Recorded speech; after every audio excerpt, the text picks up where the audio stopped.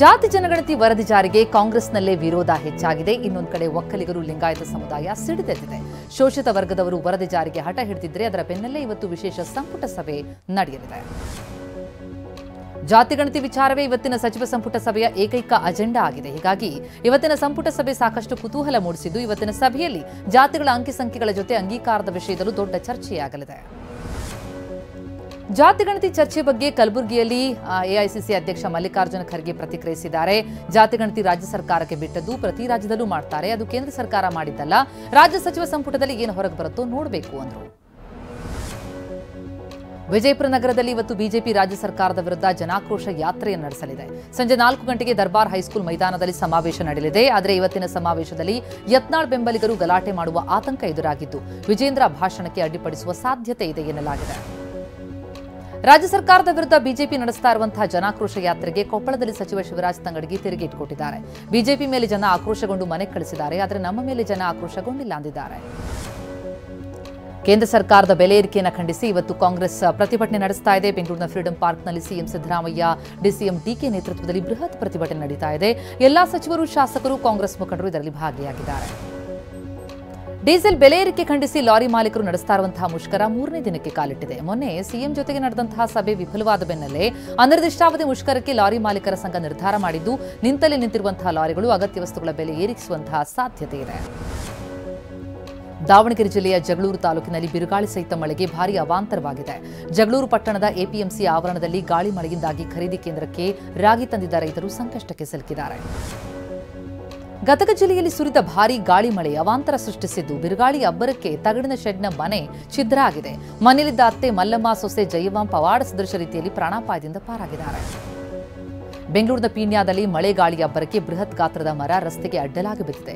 ಮರ ಬಿದ್ದ ರಭಸಕ್ಕೆ ವಿದ್ಯುತ್ ಕಂಬ ನೆಲಕ್ಕುರುಳಿದೆ. ಪೀಣ್ಯ ಇಂಡಸ್ಟ್ರೀಸ್ ಭವನದಿಂದ ಎಚ್ಎಂಟಿ ಲೇಔಟ್ ಕಡೆಗೆ ಹೋಗುವ ರಸ್ತೆ ಒಂದಾಗಿದ್ದು, ಸವಾರರು ಚಾಲಕರು ಪರದಾಡ್ತಿದ್ದಾರೆ. ಬೆಂಗಳೂರಿನ ಎಲೆಕ್ಟ್ರಾನಿಕ್ ಸಿಟಿಯ ನೀಲಾದ್ರಿ ರಸ್ತೆಯಲ್ಲಿ ನಿನ್ನೆ ರಾತ್ರಿ ಮರವೊಂದು ರಸ್ತೆಗೆ ಉರುಳಿದ ದೃಶ್ಯ ಕಾರಿನ ಡ್ಯಾಶ್ ಕ್ಯಾಮೆರಾದಲ್ಲಿ ಸೆರೆಯಾಗಿದೆ. ರನ್ನಿಂಗ್ನಲ್ಲಿದ್ದಾಗಲೇ ಮರ ಬಿದ್ದಿದ್ದು, ಕಾರು, ಬೈಕ್ ಸವಾರರು ಜಸ್ಟ್ ಮಿಸ್ ಆಗಿದ್ದಾರೆ. ರಾಜ್ಯ ರಾಜಧಾನಿ ಬೆಂಗಳೂರಿನಲ್ಲಿ ಇನ್ನೂ 5 ದಿನ ಮಳೆಯಾಗುತ್ತೆ. ಗುಡುಗು ಸಹಿತ ಮಳೆಯಾಗಲಿದೆ ಅಂತ ಹವಾಮಾನ ಇಲಾಖೆ ಮುನ್ಸೂಚನೆ ಕೊಟ್ಟಿದೆ. ಉತ್ತರ ಒಳನಾಡು, ದಕ್ಷಿಣ ಒಳನಾಡಿನ ಕೆಲವೆಡೆ ಹಗುರವಾಗಿ ಮಳೆಯಾಗುವ ಸಾಧ್ಯತೆ ಇದ್ದು, ಬೆಂಗಳೂರಿನಲ್ಲಿ ಮುಂದಿನ 5 ದಿನ ಸಂಜೆ, ರಾತ್ರಿ ವೇಳೆ ಮಳೆಯಾಗುತ್ತೆ. ದಾವಣಗೆರೆ ತಾಲೂಕಿನ ಹೆಬ್ಬಾಳ ಕೋಳಿ ಫಾರ್ಮ್ ಬಳಿ ಕಾರು 4 ಪಲ್ಟಿಯಾಯಿತು. ಅದೃಷ್ಟವಶಾತ್ ಕಾರ್ನಲ್ಲಿದ್ದ 3 ಬಚಾವಾಗಿದ್ದಾರೆ. ಪುನಾ ಬೆಂಗಳೂರು ರಾಷ್ಟ್ರೀಯ ಹೆದ್ದಾರಿ 48ರಲ್ಲಿ ಸತ್ತು ಬಿದ್ದಿದ್ದ ನಾಯಿಯನ್ನು ತಪ್ಪಿಸೋದಕ್ಕೆ ಹೋಗಿ ಅವಘಡ ಆಗಿದೆ. ಮೈಸೂರು ಜಿಲ್ಲೆಯ ಹುಣಸೂರು ತಾಲೂಕು ಮೂಕನಹಳ್ಳಿಯಲ್ಲಿ ಮನೆಯೊಂದರಿಂದ ಬರೋಬ್ಬರಿ 200 ಗ್ರಾಂ ಚಿನ್ನಾಭರಣವನ್ನು ಕಳ್ಳತನ ಮಾಡಲಾಗಿದೆ. ಸ್ವಾಮಿಗೌಡ ಎಂಬುವರ ಮನೆಗೆ ನುಗ್ಗಿದ ಖದೀಮರು ಚೈನ್, ಉಂಗುರ, ಕಡಗ ಸೇರಿದಂತೆ 200 ಗ್ರಾಂ ಚಿನ್ನಾಭರಣ, 1 ಲಕ್ಷ ರೂಪಾಯಿ ನಗದನ್ನು ಕಳ್ಳತನ ಮಾಡಿದ್ದಾರೆ. ಹುಬ್ಬಳ್ಳಿ ಹೊರವಲಯದ ನೇಕಾನಗರದ ಬಳಿ ಸಾರಿಗೆ ಬಸ್ಸೊಂದು ಚಾಲಕನ ನಿಯಂತ್ರಣ ತಪ್ಪಿ ಕಂದಕಕ್ಕೆ ಜಾರಿದೆ. ಸವಣೂರಿನಿಂದ ವಾಸ್ಕೋಗೆ ತೆರಳುತ್ತಾ ಇದ್ದ ಕೆಎಸ್ಆರ್ಟಿಸಿ ಬಸ್ ಕಂದಕಕ್ಕೆ ಉರುಳಿದ್ದು, ಪ್ರಯಾಣಿಕರಿಗೆ ಸಣ್ಣ ಪುಟ್ಟ ಗಾಯ ಆಗಿದೆ. ಕಿಮ್ಸ್ ಆಸ್ಪತ್ರೆಗೆ ದಾಖಲಿಸಲಾಗಿದೆ. ವಿಜಯನಗರ ಜಿಲ್ಲೆಯ ಹೊಸಪೇಟೆಯಲ್ಲಿರುವಂತಹ ಟಿಬಿ ಡ್ಯಾಂನ ಬಳಿ ಗುಡ್ಡಕ್ಕೆ ಬೆಂಕಿ ಬಿದ್ದಿದ್ದು, ಯಾರೋ ಕಿಡಿಗೇಡಿಗಳು ಬೆಂಕಿ ಹಚ್ಚಿರುವ ಶಂಕೆ ಇದೆ. ಬಿಸಿಲಿನ ಝಳಕ್ಕೆ ಕಾದು ಕೆಂಡವಾಗಿದ್ದ ಗುಡ್ಡ ಪ್ರದೇಶ ಧಗಧಗನೆ ಹೊತ್ತಿ ಉರಿದಿದೆ. ಚಿಕ್ಕಮಗಳೂರಿನ ಮೂಡಿಗೆರೆ ತಾಲೂಕಿನ ಮಾಕೂನಹಳ್ಳಿ ಗ್ರಾಮದಲ್ಲಿ ರಾತ್ರೋರಾತ್ರಿ ಗ್ರಾಮಕ್ಕೆ ನುಗ್ಗಿದ ಕಾಡಾನೆ ಹಿಂಡು ದಾಂಧಲೆ ನಡೆಸಿದೆ. ಮನೆ ಮುಂದೆ ಹಾಕಿದ್ದ ಶೆಡ್, ದನದ ಕೊಟ್ಟಿಗೆ, ಮನೆ ಹಿಂಭಾಗದ ಕಟ್ಟಡವನ್ನು ಪುಡಿಗೈದಿದೆ. ರಾಬರ್ಟ್ ವಾದ್ರಾ ವಿರುದ್ಧ ಭೂ ಅವ್ಯವಹಾರ ಆರೋಪದ ಸಂಬಂಧ 3ನೇ ದಿನ ಪ್ರಿಯಾಂಕಾ ಗಾಂಧಿ ಪತಿ ರಾಬರ್ಟ್ ವಾದ್ರಾ ಇಡಿ ವಿಚಾರಣೆಗೆ ಹಾಜರಾಗಿದ್ದಾರೆ. ದೆಹಲಿ ಇಡಿ ಕಚೇರಿಯಲ್ಲಿ ಉದ್ಯಮಿ ವಾದ್ರಾಗೆ ವಿಚಾರಣೆ ನಡೆಸಲಾಗ್ತಾ ಇದೆ. ಇಡಿ ಕಚೇರಿಗೆ ಬಂದ ವಾದ್ರಾಗೆ ಪ್ರಿಯಾಂಕಾ ಸಾಥ್ ಕೊಟ್ಟಿದ್ದಾರೆ. ಚೀನಾ ದೇಶದ ಸರಕುಗಳ ಮೇಲೆ %245ರಷ್ಟು ಸುಂಕವನ್ನು ಅಮೆರಿಕ ಅಧ್ಯಕ್ಷ ಟ್ರಂಪ್ ವಿಧಿಸಿದ್ದಾರೆ. ಬೋಯಿಂಗ್ ಕಂಪನಿ ವಿಮಾನ ಖರೀದಿ ನಿಲ್ಲಿಸಲು ಚೀನಾ ಸೆಡ್ ಹೊಡೆದಿತ್ತು. ಇದರ ಬೆನ್ನಲ್ಲೇ ಹೆಚ್ಚಿನ ಸುಂಕ ಹಾಕಿದ್ದಾರೆ.